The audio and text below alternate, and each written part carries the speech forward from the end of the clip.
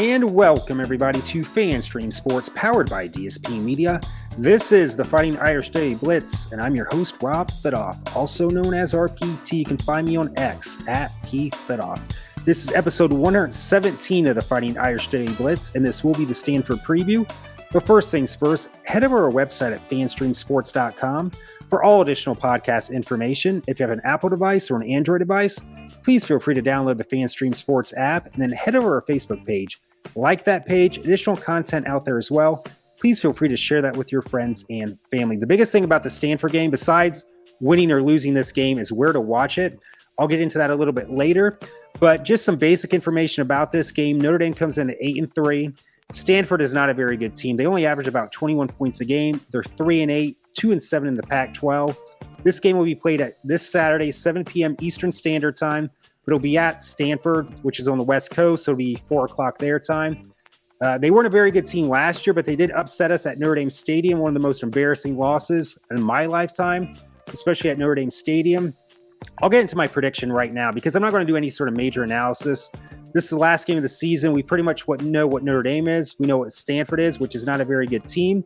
However, Notre Dame has not put together in the last half of the season back-to-back games, whether it's a good team or a bad team.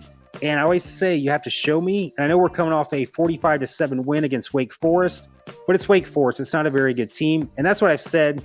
These last two games of the regular season, even if we're putting up 45, 50 points a game, we're going to be doing against bad teams. So it's not a really good gauge to see if this team's really improving offensively.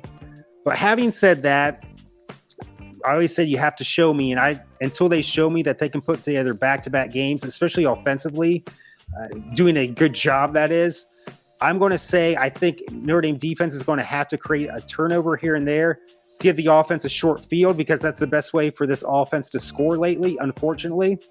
And I think Stanford will just kind of hang around, but I do think we still win this game, but it's not going to be by 26 points. And that's the thing, too, I forgot to mention. Notre Dame's favored by 26 points currently right now to win the game. But I'm going to say Notre Dame 21, Stanford 13. So where can you watch this game? If I go here, there's about 5 or 6 options, but I want to tell you the best way to probably watch this game and the most affordable way to watch this game. So here's the providers right now that have the Pac-12 network where this game will be televised 7 p.m. Eastern Standard Time this Saturday. Spectrum, Cox, Dish, Frontier TV, Fubo TV, Sling, T-Vision, Xfinity. I'll repeat, this is the cable companies or outlets that have the Pac-12 network. Spectrum, Cox, Dish, Frontier TV, Fubo TV, Sling, T-Vision, Xfinity. In my opinion, the research I've done the last week, the best thing to do is to go with Fubo TV. They have a special now where it's a 7-day trial, so you could sign up for it right now, but then just cancel it before they start charging you. I haven't tried it yet. They're probably going to ask for a credit card. So after that 7 days, they'll start charging you for the service. But you just have to remember to cancel the service. That's where I think I'm going to go with Fubo TV. I've talked to some other people that have had to do this for some other sporting events where they said, hey, yeah, you just sign up for the 7-day free trial. And before that 7 days is up, cancel the service, and then you're good to go. So my recommendation, I repeat, is Fubo TV. What's next for the podcast going forward? I will have probably about, let's say today's the 20th. We're going to probably shoot for December, mid-December. That's probably when, obviously we'll know where Notre Dame's going for the bowl game too. But I'll have Greg Schaefer on again from East of the Bend Productions. We'll do a review of the season.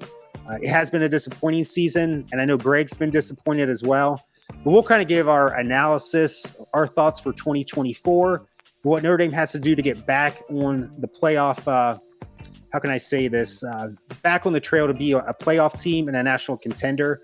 And because I said before in the last podcast, it's going to be Marcus Freeman's 3rd year, and he's got to hit on that 3rd year. All the good coaches have won a national championship in their 3rd year, and even Brian Kelly did not win a national title, but he did go 12-0, and we played in the national title game where we got annihilated by Alabama, but it was still a successful season in his 3rd year. And then also what's going to be in between that podcast, I'm going to be getting back into the basketball analysis with the men and the women's team. I just want to get some games under their belt before I do a true analysis, because I say November is a great time. You usually have some really great matchups nationally, even with Notre Dame men and women. But then once you get into December, it's kind of cupcake city, very boring games. But with Notre Dame men, they're pretty much in a full rebuild. So there really isn't any cupcakes on the schedule, because we did lose to Western Carolina.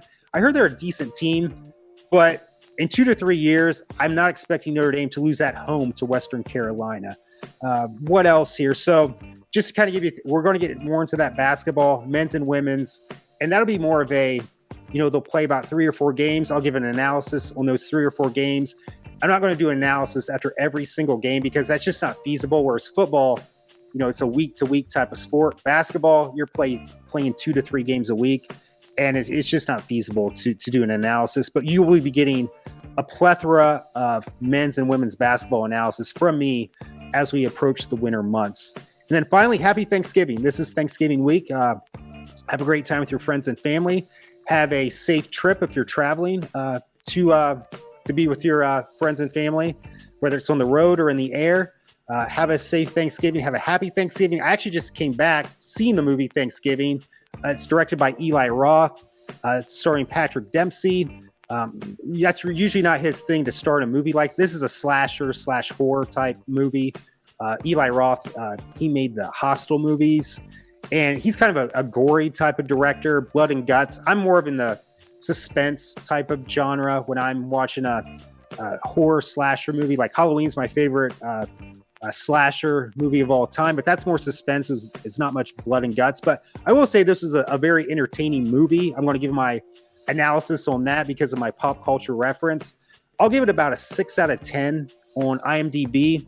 Nothing spectacular, but it was entertaining. I will say that. I can't believe Patrick Dempsey was in a movie like this, but I think he said his kids, he's got teenagers right now, and that's one of their favorite type of movies, the slasher genre.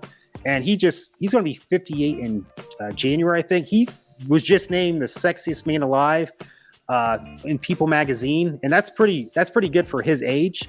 He's about 10 years older than me. He's going to be 58, so congrats to him. To be a Notre Dame reference, I think a lot of female Notre Dame fans think Sam Hartman should be the sexiest man alive for People magazine, but Sam's pretty young. He can aspire to be that. And hell, why not me in 10 years? I'm 48 right now. Who's to say I can't be the sexiest man for People magazine like Patrick Dempsey is right now? And he just starred in the movie Thanksgiving that I just saw. 6 out of 10 on IMDb. So that's about it. This is a pretty quick podcast. Hopefully we get that win to go to 9-3, and then we'll see who our bowl opponent will be. And that'll probably be a quick podcast too. That'll be released the week after the championship games, like the Big Ten championship, the SEC championship. And the day after that Sunday, they'll release the bowl matchup for Notre Dame. A lot of people say it's going to be LSU. We shall see. But I'll have a show on that as well. So thank you so much for joining me for episode 117 of the Fighting Irish Daily Blitz. And thank you so much. And as always, go Irish.